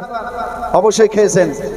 আচ্ছা, হোটেলে যে খাবার খেতে যান, তো হোটেলে এই তেরাজুর দাঁড়ি পাল্লাতে খাবার ওজন করে বিক্রি করে, না প্লেটের মাপ ধরে খাবার বিক্রি করে? আর আমাকে বলেন, বলেন। মাপ ধরে, প্লেটের মাপ ধরে। এক প্লেটের 50 টাকা। খাসি দিয়ে খেলে বেশি, মানে 100 টাকাও হতে পারে, 150 টাকাও হতে পারে। ওখানে প্লেটের মাপ আছে। সৌদি আরবে নবীর যুগে ওখানেও একটা সায়ের মাপে খাবার দেওয়া হতো। যারা ঝুমকে বলো সুবহানাল্লাহ, সুবহানাল্লাহ। আরো একটু জোরে বলেন সুবহানাল্লাহ। রেডি খাবার আমার নবী মুস্তাফা দিতেন, রেডি খাবার দিতেন। কিন্তু সবকে যদি রেডি খাবার দেওয়া যায় আর সবাই যদি রেডি খাবার দেয়, তো খাবারগুলো তো সব বেকার হয়ে যাবে। তাই দেখে শুনে দিতেন যে আজকে তো আর বাড়িতে খাবার হয়ে গেছে, তাহলে খাবার দিলে তো খারাপ হবে, তো খেজুর দিয়ে দাও, 1 মাস রাখতে পারবে। আরে ঝুমকে বলো সুবহানাল্লাহ, সুবহানাল্লাহ, খাবার সুবহানাল্লাহ। দিয়ে গেছে, পনির দিয়ে দাও, তো আরো খাবারের টেস্ট মোতাবিক খাবে।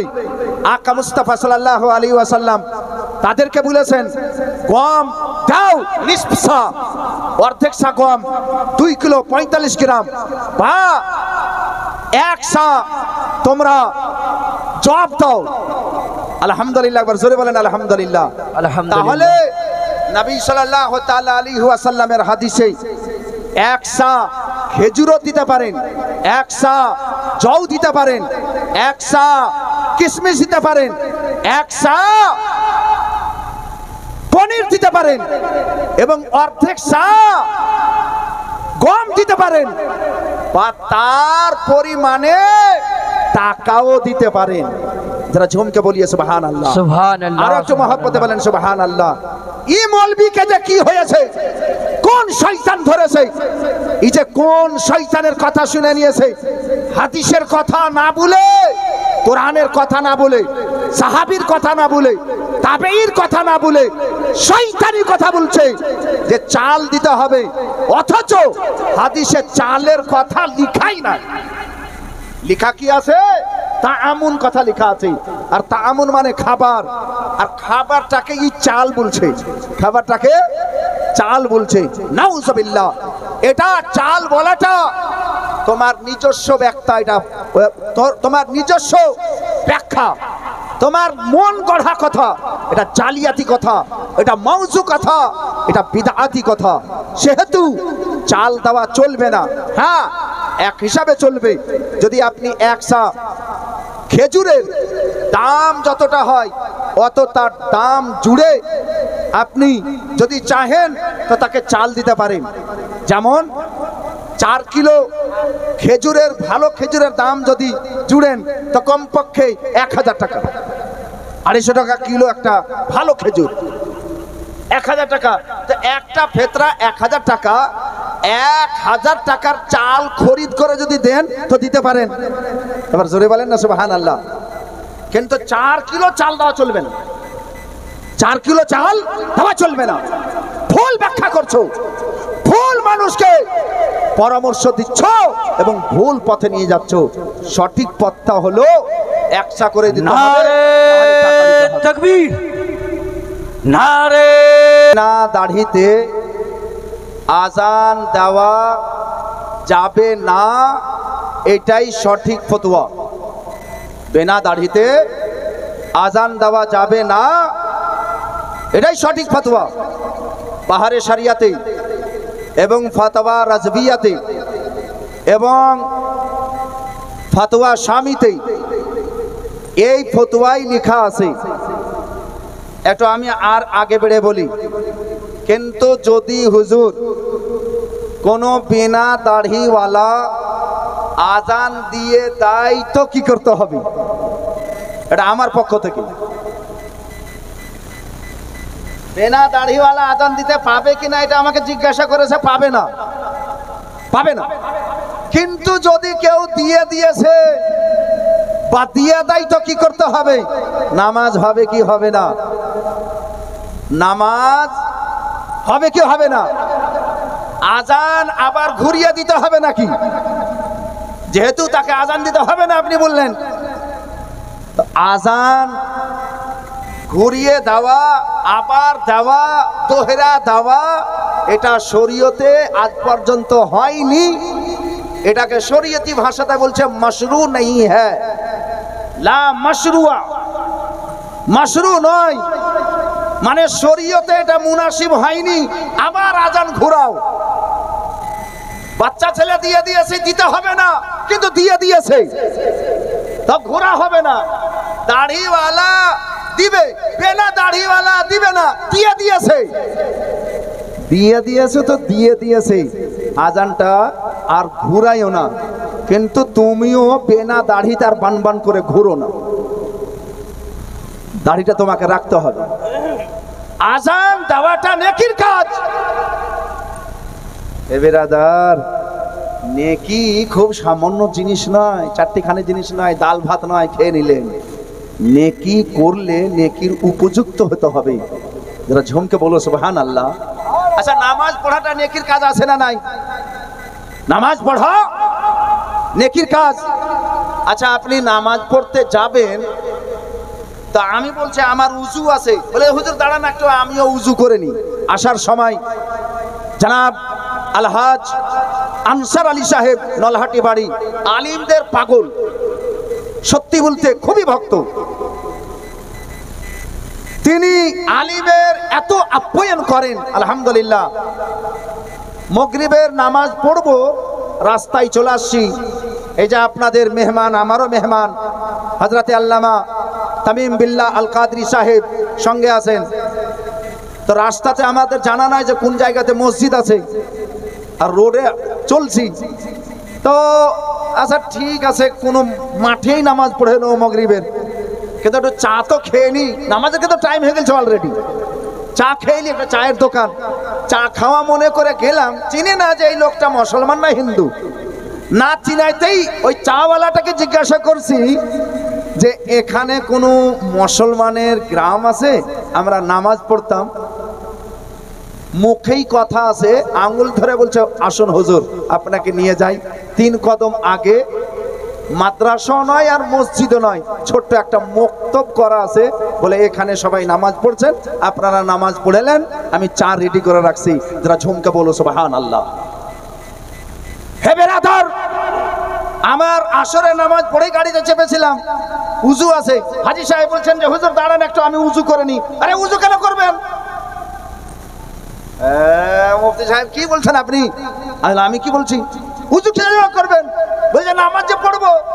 ও নামাজ পড়লে আবার উজু করতে লাগে? আমার ঝুমকে বলো সুবহানাল্লাহ। বিয়া করতে উজু জরুরি নাই, জমি খরিদ করতে উজু করা জরুরি নাই, প্রধানমন্ত্রী মুখ্যমন্ত্রী হওয়ার জন্য উজু জরুরি নাই, কিন্তু নামাজ পড়ার জন্য উজু জরুরি আছে। যারা ঝুমকে বলিয়ে সুবহানাল্লাহ। কারণ এখানে আল্লাহর সামনে দাঁড় হতে যাচ্ছ, আর আল্লাহর বান্দাকে ডাক দিতে যাবে, আর তোমার মুখে দাড়ি নাই। কথাটা বুঝলেন? তাহলে বেনা দাড়িওয়ালাকে আজান দিতে হবে না, এটাই ঠিক, কিন্তু যদি আজান দিয়ে দেয় তো দোহরাবার চেষ্টা করিয়েন না, এটাও ঠিক, কিন্তু আবার বারবার বেনা দাড়িতে আজান দেওয়ার জন্য ঘোরাঘুরি করবেন না। মাশাআল্লাহ, বুঝে গেছেন। আরেকটা, তার সাথে সাথে কোনো ব্যক্তি চেয়ারে নামাজ পড়ে, তাহলে চেয়ার কি প্রথম সারিতে রাখা যাবে? প্রথমত কথা হলো, চেয়ারে নামাজ কেন পড়ছে? সেই লোকটা যদি দাঁড়াতে পারে, নিজে হাঁটতে পারছে, বাজার যেতে পারছে, বাড়িতে বসে ভাত খেতে পারছে, ছেলে মেয়েকে খুব তাগাদ করতে পারছে, আর মসজিদ আসলে চেয়ারে বসে, আর মানে কি লাট সাহেব নাকি? চেয়ার টেনে ফেলে দেন, মসজিদে চেয়ার রাখবেন না। এগুলা কুইরাগিরি মসজিদে চলবে না।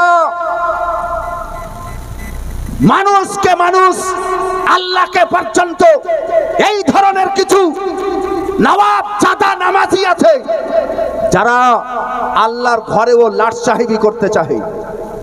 খবরদার, এই চেয়ার চলবে না, চলবে না এই চেয়ার। হ্যাঁ, হুজুর দাঁড়াতে মোটি পারছে না, আর বসতেও পারছে না, দাঁড়াতেও পারছে না, তো বসতে পারছে কিনা? হ্যাঁ হুজুর বসতে পারছে, বসে নামাজ পড়বে, চার বাহিরে টেনে ফেলেন। ওরা ঝুমকে বলো সুবহানাল্লাহ। দাঁড় হয়ে পারছে না, দাঁড়িয়ে নিয়ত করতে পারছে? হ্যাঁ পারছে হুজুর। এক রিকাত কম পক্ষে পড়তে পারবে? হ্যাঁ পারছে হুজুর। তারপরে উঠতে পারবে না? পারবে না।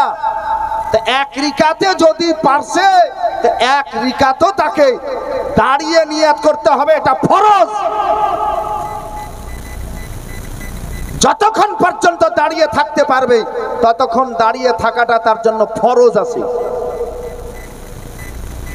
তারপরে বসতে পারবে তো বসে নামাজ হবে, চেয়ারের দরকার নাই। হ্যাঁ, চেয়ার দাঁড়িয়েও থাকতে পারে না আর বসেও থাকতে পারে না। যারা ঝুমকে বলিয়ে সুবহানাল্লাহ। দাঁড়িয়েও থাকতে পারে না আর বসেও থাকতে পারে না। সরকারে আলা হযরত আজিমুল মারতাবাত ইমাম আহলে সুন্নাত ইমাম আহমদ রাজা খান আলাইহি रहमत और रिदवान নিজে একটা ফতোয়া দিতে যেয়ে লিখছেন, मैं 3 दिन से इतना सख्त बीमार हूँ कि आपका जवाब बहुत मुशक्कत के साथ लिखा, इसलिए कि 3 दिन से मुझको चेयर में बिठाकर 4 आदमी पकड़कर मस्जिद तक ले जाते हैं, इसके बावजूद मैं मस्जिद में जाकर खड़े होकर नमाज अदा करता हूँ। সুবহানাল্লাহ, সুবহানাল্লাহ। চেয়ারে করে উঠিয়ে নিয়ে যাচ্ছেন, চেয়ারে বসছেন, উঠিয়ে নিয়ে যাচ্ছেন, আর মসজিদে যেমনই দাঁড় করছেন দাঁড়িয়ে নামাজ পড়ছেন। আজকাল কিছু দেখবেন হাজী সাহেব এসেছে, ই মক্কা থেকে চেয়ার মসজিদ পর্যন্ত নিয়ে গেছে। কিছু দেখবেন বড় লোক মানুষ, তো তোমার বাপ দাদা বড় হতে পারে, তোমার খাই খানদান বড় হতে পারে, एक ही सफ में खड़े हो गए महमूद व अयाज, ना कोई बंदा रहा ना कोई बंदा नवाज। এটা আল্লাহর দরবার, এখানে তোমার বাপের দরবার নয় যে তুমি দরবার সাজিয়ে দিয়েছো। বেরাদারান ইসলাম, খবরদার। হ্যাঁ, যদি এই ধরনের অসুখ থাকে, দাঁড়াতেও পারছে না, বসতেও পারছে না, তো তার চেয়ার যদি রাখা আছে কোনো কাতারের এক পার্শ্বে বাম দিকে যদি রেখে দেন তো ভালো, ডান দিকে হলেও চলবে, কিন্তু এক সাইডে রেখে দিবেন। আর ওখানে সে এক সাইডে যদি হয় নামাজ পড়বে, যেহেতু উজরে সারিয়ে আছে, মাঝখানেও যদি হয়ে যায় তবুও নামাজ হয়ে যাবে। জোরে বলেন সুবহানাল্লাহ। যদি উজরে সারিয়ে আছে মাঝখানে রাখেন তবুও নামাজ হবে। আর কিছু আছে হুজুর? আর কিছু থাকলে দেন, দেন কিছু থাকলে ইনশাআল্লাহ। হ্যাঁ, যদি কারো কিছু জানার থাকে ইনশাআল্লাহ আজকে জানবেন।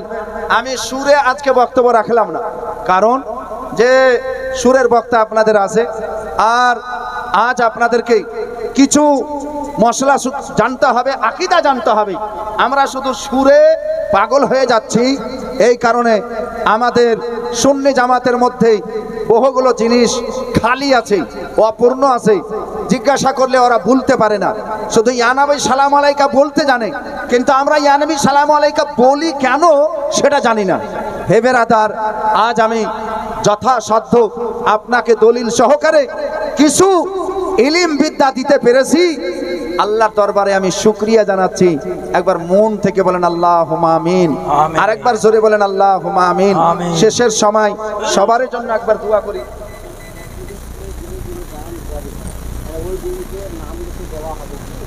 মসজিদে যদি কোনো জিনিস দান করে তো সেই জিনিসের নাম লেখা যাবে কি? যেমন একটা পাংখা দিয়েছে, ফ্যান দিয়েছে, তো আতাউল্লাহ, পিতা হবিবুল্লাহ, চাচা করিমুল্লাহ, খানদান জবিহুল্লাহ, এরকম নাকি? হ্যাঁ, মানে সব লেখা আছে। তো ফ্যান দিবে কি? আগে পড়ালেন ভালো করে, এর ফ্যানের বাতাস আপনি নিতে পারবেন কি পারবেন? আকা সাল্লাল্লাহু তাআলা আলাইহি ওয়াসাল্লাম বলেছেন, দান এমন ভাবে দাও, ডান হাত দিয়েছে তো বাম হাত জানে না, ডান হাত দিয়েছে বাম হাত জানে না। এটাই হলো দান দেওয়ার নিয়ম। যারা ঝুমকে বলো সুবহানাল্লাহ। রিয়াকারি চলবে না, দেখাওয়াটি চলবে না। দান দেওয়া তো জায়েজ হয়ে যাবে, দান নেওয়াও জায়েজ হয়ে যাবে, কারণ লেখা কোনদিন মিটে যাবে, জায়েজ তো হয়ে যাবে, কিন্তু তার নিয়ত আছে। দেখবে আর বলবে আমি দিয়েছি, দেখবে আর বলবে আমি দিয়েছি, 1 ইঞ্চিও নেকি পাবে না। কি? 1 ইঞ্চিও নেকি পাবে না, কারণ তার দান ফি সাবিলিল্লাহ হয়নি, তার দান জাবিহুল্লাহর কারিমুল্লাহর জন্য হয়েছে। কথাটা বুঝলেন? আর কিছু আছে হুজুর? হাজী সাহেব আলহামদুলিল্লাহ, মাশাআল্লাহ। যাই হোক প্রাণের বন্ধুগণ আমার, ছোট্ট করে একবার দোয়া করি। আল্লাহুম্মা আমিন।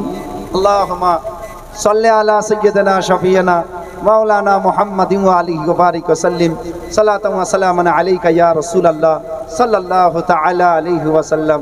হে আল্লাহ, হে পরওয়ারদিগারে আলম, এ আমার কলজা ভরা জনগণ, আমার বাপজান, ভাইজান, মা বোন এখানে উপস্থিত হয়ে এই জলসার যে সহযোগিতা করে আল্লাহ আমার সঙ্গে হাত তুলে আপনার দরবারে আহ্বান জানাচ্ছেন। আল্লাহ, আমরা সকলে আপনার কাছে অনুরোধ করি, প্রার্থনা করি, দোয়া করি, আল্লাহ আমাদেরকে সুখে রাখেন মাওলা, আল্লাহ আমাদেরকে সুহালে রাখেন মাওলা, আল্লাহ আমাদের উপরে রহমত বর্ষণ করেন, আল্লাহ আমাদের জীবনে বরকত বর্ষণ করুন, আল্লাহ আপদ বিপদ বালা মুসিবত থেকে বাঁচিয়ে নিন, আল্লাহ আমাদের ইমানের হেফাজত করুন, আল্লাহ আমরা আহলে সুন্নাত ওয়াল জামাত মাসলাকে আলা হযরতের প্রতি, হুজুর তাজুশ শরিয়ার পয়গামের প্রতি যেন চলতে পারি। আল্লাহ, আল্লাহ রাব্বুল আলামিন ঈমান সহকারে আমাদেরকে তুলিয়েন মাওলা। আল্লাহ আমাদের নেকি কবুল করুন মাওলা, আমাদের আমল কবুল করুন। আমিন সুম্মা আমিন বিজাহি সাইয়্যিদুল মুরসালিন বিহাক্কি লা ইলাহা ইল্লাল্লাহ মুহাম্মাদুর রাসূলুল্লাহ সাল্লাল্লাহু তাআলা আলাইহি ওয়াসাল্লাম। দেখেন আমি শেষ তো করতে যাচ্ছি, কিন্তু আপনাদের ইমাম সাহেব হযরতে আল্লামা মাওলানা কি নামটা গো, কাজী মোবারক সাহেব বারবার খালি বলছেন যে হুজুর গজলটা ভুলে দেন, গজলটা ভুলে দেন। তা ভুলাই দিছি গজলটা। আমি তো আজকে একদম মন মানে একবারে মনস্থ করে নিয়েছিলাম, প্রতিজ্ঞা করে নিয়েছিলাম যে আজ গজল বলা হবে না, তো আমার হলো না। তো কিছুগুলো জিনিস যদি ভুলেও বেরিয়ে যায় কেনা তো নেকি পাওয়া যায়। এবার জোরে বলেন সুবহানাল্লাহ। ভুলে মানে মানে আপনার ইরাদা নাই, কিন্তু মুখ থেকে আপনি বিছানায় চাপতে যাচ্ছেন আর মুখ থেকে যদি বেরিয়ে যায় বিসমিল্লাহির রহমানির রহিম, তো নেকি পেয়ে যাবেন। আর জোরে বলেন না, আরেকবার জোরে বলেন সুবহানাল্লাহ, নেকি পেয়ে যাবেন। আলহামদুলিল্লাহ, মাশাআল্লাহ। আর গজলের জন্য সাউন্ড দেন, মাশাআল্লাহ। আচ্ছা একবার জোরে বলেন তো সুবহানাল্লাহ। সুবহানাল্লাহ, সুবহানাল্লাহ। আচ্ছা, সবাই হাত তুলে বলেন যে ইয়া রাসূলুল্লাহ, ইয়া রাসূলুল্লাহ। যারা আর রোডের ধারে বসে আছেন আপনারা ভাবছেন যে আমরা আপনাদেরকে দেখতে পাচ্ছি না, আপনারা একবার সকলে বলেন তো হাত তুলে ইয়া রাসূলুল্লাহ, ইয়া রাসূলুল্লাহ। মাশাআল্লাহ, আলহামদুলিল্লাহ। তুমি মোদের আশা ভালোবাসা ভালোবাসা ও গো প্রিয় নবী, তুমি মোদের আশা ভালোবাসা ভালোবাসা ও গো প্রিয় নবী, তুমি মোদের আশা ভালোবাসা ভালোবাসা ভালোবাসা ও গো প্রিয় নবী। জান প্রাণ তুমি আমার, জান প্রাণ তুমি আমার, তুমি আমার সবই ও গো প্রিয় নবী।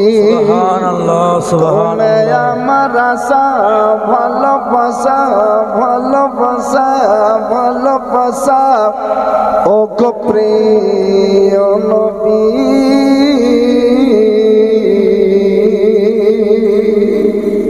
কলেজাকে বেজাই যখন ভাই, তোমার কি যাওয়া হবে না নবী পাকের মদিনায়।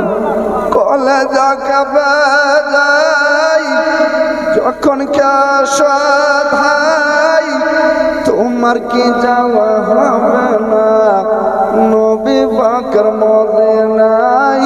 তোমার কি যাওয়া হবে না নবী পাকের মদিনায়। আর কত কাল,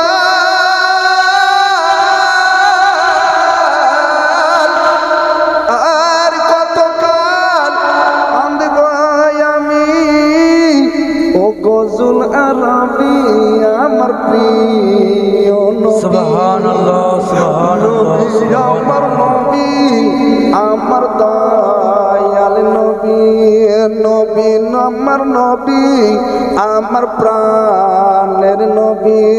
তুমি আমার আশা ভালোবাসা ভালোবাসা ও গো প্রিয় নবী। ঝুম কে বলিয়ে সুবহানাল্লাহ। সুবহানাল্লাহ। মুসিবতে তারা শান্তি সুধায় না দাও, তুমি যাকে চাহো দয়াল জান্নাত তাকে দিয়ে দাও। তুমি যাকে চাহো দয়াল জান্নাত তাকে দিয়ে দাও। ইয়া রাসূলুল্লাহ, ইয়া নবী আল্লাহ, जहां बानी अता कर दे, जहां बानी अता कर दे, भरी जन्नत हिबा कर दे। नबी मुख्तार कुल है जिसको जो चाहे अता कर दे।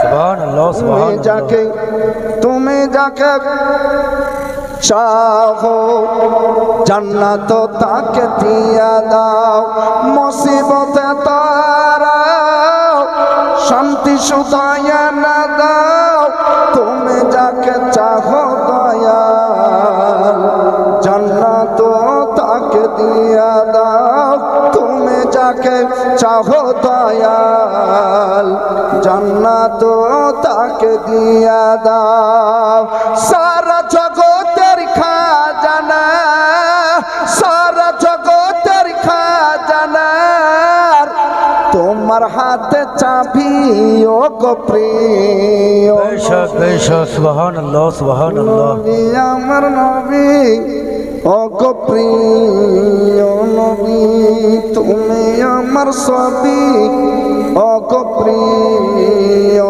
নবী তুমি আমার আশা ভালোবাসা ভালোবাসা ও গো প্রিয় নবী তুমি আমার আশা ভালোবাসা ও গো প্রিয় নবী সুবহানাল্লাহ সুবহানাল্লাহ সুবহানাল্লাহ আলহামদুলিল্লাহি রাব্বিল আলামিন আসসালামু আলাইকুম ওয়া রাহমাতুল্লাহি তাআলা ওয়া বারাকাতুহু ওয়া আলাইকুম আসসালাম ওয়া রাহমাতুল্লাহ